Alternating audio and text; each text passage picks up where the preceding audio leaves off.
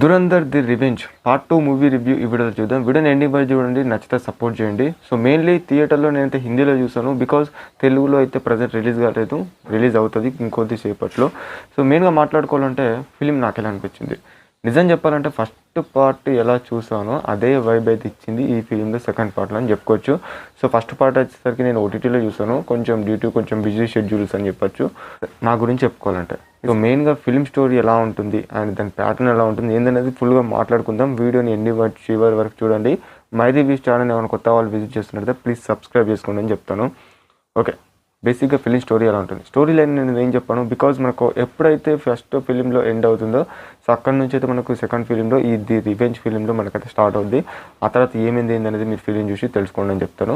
మెయిన్గా మన రణ్వీర్ సింగ్ గారి క్యారెక్టర్ అయితే ఈ ఫిలింలో మనకు తెలుస్తుంది, తన క్యారెక్టర్ ఎలా ఉండబోతుంది ఏందనేది మనం ఫస్ట్ పార్ట్లో చూసాము. బట్ ఇక్కడ తన flash back scenes and Madhavan గారు తనకి ఇచ్చే హైప్, సో ఇలాంటి సీన్స్ అయితే మీరు మెయిన్గా ఫిలింలో చూస్తారని చెప్పుకోవచ్చు. అఫ్కోర్స్ మీరు ట్రైలర్లో కానివచ్చు, మనకు పార్ట్ 1లో ఎండ్లో తనకి ఇచ్చిన క్యామియోస్ అవన్నీ చూసినప్పుడు కానీ తన బ్లాక్ బ్యాక్ కానీ ఇలా అన్నీ చూసే ఉంటారు. సో దీంట్లో క్లారిఫికేషన్ కొంచెం ఉంటుంది. బట్ ఒక డైలాగ్ మాత్రం మనం విన్నే ఉంటాం, you still not ready for this అని. సో ఈ ఫిలింలో మనకు ఆ డైలాగ్ ఈజ్ వర్త్ ఇట్ అన్నట్టు అనిపించింది, బికాజ్ ఫిలిం చూసిన తర్వాత నా ఒపీనియన్ అలా అనిపించింది ఆ డైలాగ్కి. రణ్వీర్ సింగ్, సనా అర్జున్ రాంపాల్ అండ్ రాకేష్ బెట్టి, సంజయ్ దత్ అండ్ ఆర్ మాధవన్ గారు, సో ఇలా మాట్లాడుకోవాలంటే చాలామంది క్యారెక్టర్. ఇక మెయిన్గా ఫిలింలో రన్ టైం వచ్చేసరికి 4 hours. ఇది దృష్టిలో పెట్టుకొని ఫిలింలో నార్మల్ పీపుల్స్ అంతలాసేపు స్పెండ్ చేయగలుగుతారా థియేటర్లో లేదా అనేది మనకు తెలియని విషయం. బట్ దురంధర్ ఫ్యాన్స్ కనుక ఉంటే, దురంధర్ ఫిలిం కనుక ఇంట్రెస్ట్ ఉంటే, దురంధర్ ఫిలింకి ఆ స్క్రీన్ ప్లేకి కనెక్ట్ అయితే మాత్రం డెఫినెట్లీ మీరు అంత స్పెండ్ చేయడం అనేది వర్త్ ఇట్ అన్నట్టు అనిపిస్తుంది. సో అది మాత్రం పక్కా చెప్పుకోవచ్చు.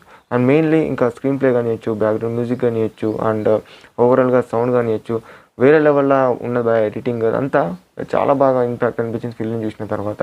అండ్ అదే ఫస్ట్ పార్ట్ ఎలా అనిపించింది, సెకండ్ పార్ట్ నాకు కూడా అలానే అనిపించింది, అంతకుమించి ఏం లేదు, ఒక ముక్క లేదు. అండ్ ఇంకా దురంధర్ ది రివెంజ్ ఫిలిం గురించి ఇంకా మాట్లాడుకోవాలంటే ఎక్కువ అయిపోద్ది, ఇంకేమైనా చెప్దామా అంటే రివీల్ అయిపోద్ది అని నేను ఒక సెన్స్లో ఆలోచిస్తున్నాను.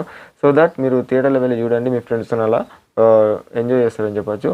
And Dhurandhar the revenge movie review ఇది. అండ్ మై రివ్యూస్ ఛానల్ని ఏమైనా కొత్త వాళ్ళు విజిట్ చేస్తున్నట్లయితే ప్లీజ్ సబ్స్క్రైబ్ చేసుకోండి. And thanks for watching.